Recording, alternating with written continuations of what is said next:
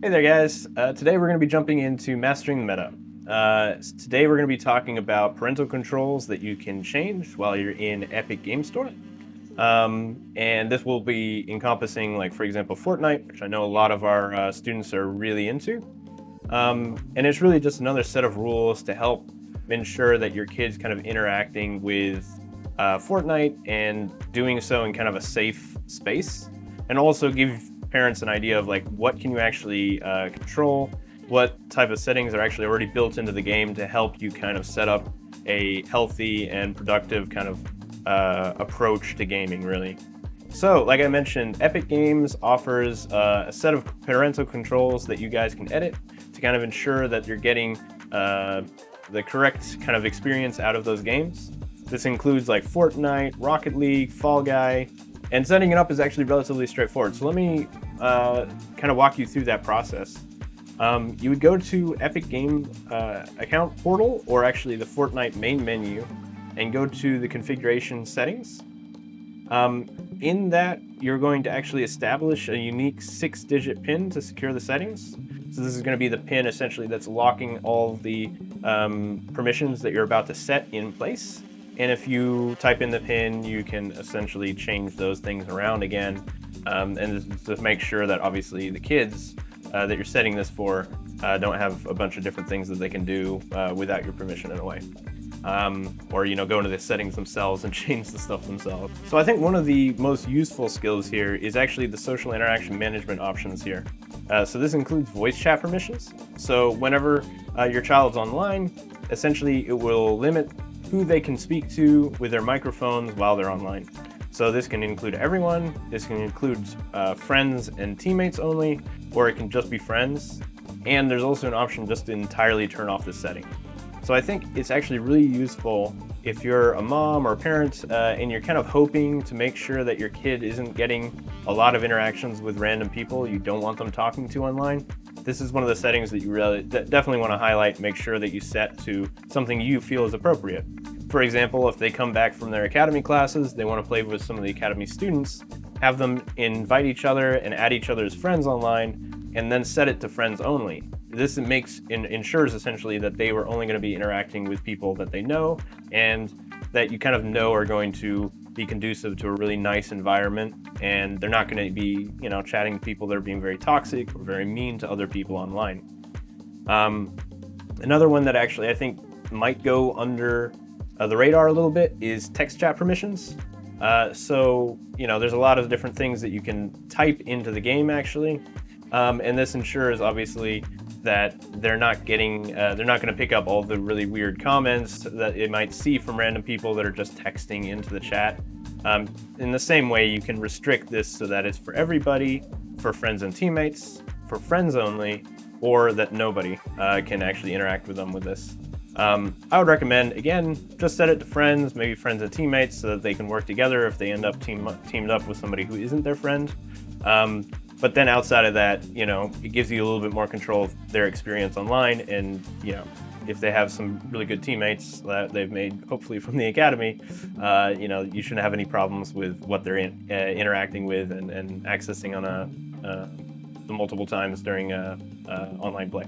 So one of the other settings that's quite helpful, and also I think the most crucial one, especially if you have a young person online, is the purchasing controls.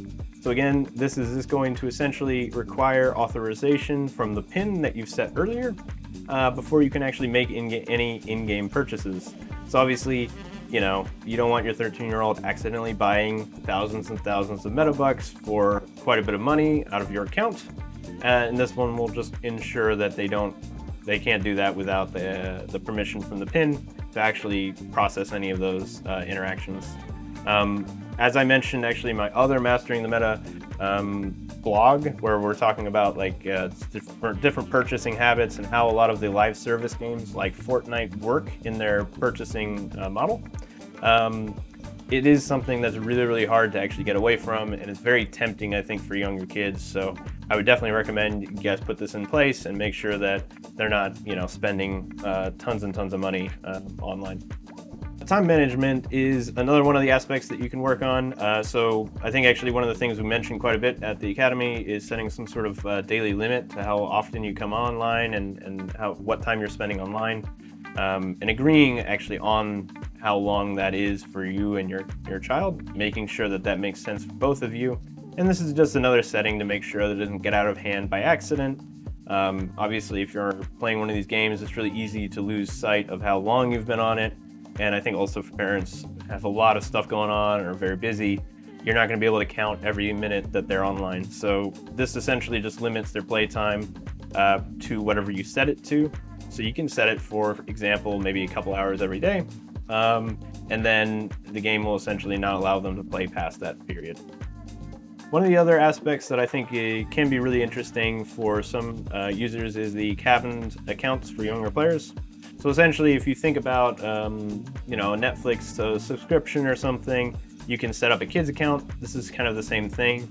So it's a fully preset account that has a bunch of features set up into it where it's essentially safe for anybody under 13 to run this account, and they have a bunch of preset permissions in there for parents to be able to kind of customize a little bit already, but it gives you kind of a solid starting point. So if you don't want to get into the nitty-gritty and go through all these different settings, this is a good way to just get something in place, have them sign up on that, and then they're off. You can also add monitoring to this as well, so you can sort out essentially whenever there's changes made to the account, it'll email this specific report to your account and ensure that you're aware of anything being changed. So God forbid anybody figures out the PIN and they make some adjustments to the setting, let's say, it'll be emailed to your account and you'll know that, okay, there's been some changes made. I need to go back and make sure that those are put back in place if you didn't want to change them. This is also another way to verify any changes that you might have agreed on, and after a couple weeks you can still look back and be aware of like what was the agreements that you guys made previously. I think one of the aspects that's really cool about Epic Games is that they give you a lot of parental controls, and it really empowers parents to be able to create a safe and tailored gaming environment for their kids.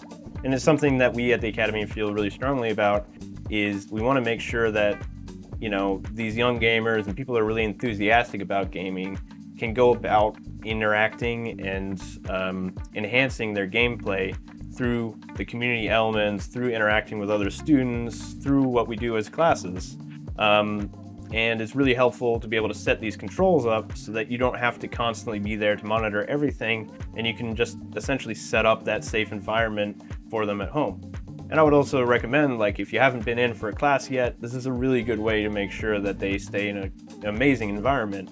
They can come in for weekly classes with us, they'll make some friends, you add them on Epic Games, they'll play with them online, you can set it so that they can only interact with their friends and teammates, and they have like an amazing tailored experience where they don't have to worry about all of the kind of strange interactions they might otherwise encounter on multiplayer with just anybody who they happen to get teamed up with or teamed up against.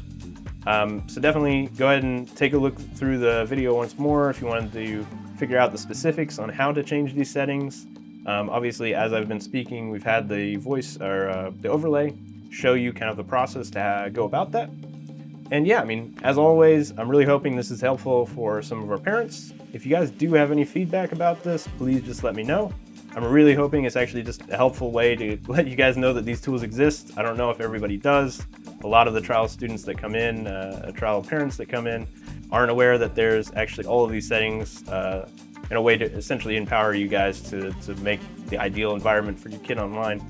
So yeah, just leave any feedback and let us know what you'd like us to cover next. We're always kind of looking for topics and eager to kind of explain the gaming world more, and then yeah, kind of make it a nicer experience for your kids as well.